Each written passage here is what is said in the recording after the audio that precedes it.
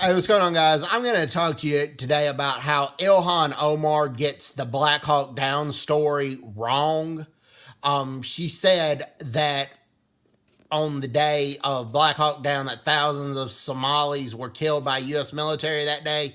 That's not true. Even the warlord that the soldiers were up against, Mohammed Farah Aidid, he said that the number was 315. And about 812 wounded, but 315 dead. And the International Red Cross said that those numbers were plausible. But going with that, it did 73 U.S. Servicemen were wounded, 18 casualties. Here's the thing, though. Okay, Mohammed Farah Aidid was stealing UN aid and embezzling UN financial aid, and he was not giving the aid or the food to his people. And he was at war with the other tribes, other clans in Somalia. And one of the clans that he was at war with in Somalia was the clan that Ilhan Omar and her family belonged to. And her and her family had to flee Somalia. They sought refuge in Kenya, and it was a refugee camp ran by Israelis, by the way, to give Somalis safety from Mohammed Farah Aidid.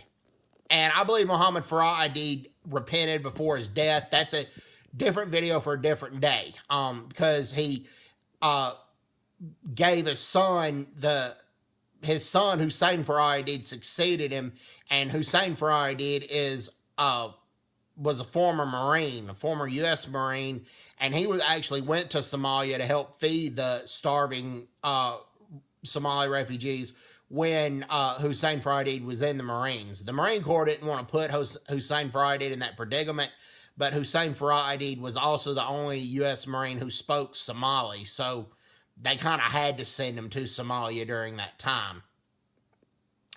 But back on track with that. Thousands of Somalis did not die that day, and it was a mission that was only supposed to last around 30 to 90 minutes. It was going around up Farah Aidid's top lieutenants because the aid was not getting to the Somali people who needed the food, and they were starving. It was a famine. And President Bush 41 and also President Clinton, they did not want to vacation in Somalia, and they didn't want to send their soldiers to vacation there. They were there. They ordered the soldiers to go because it was a humanitarian crisis. People were starving over there, not getting basic medical care, not getting hardly any food. It wasn't to vacation. And Ilhan Omar doesn't seem to get that. So, anyways, hope everybody's doing well. Take care. God bless, and bye-bye. Bye-bye.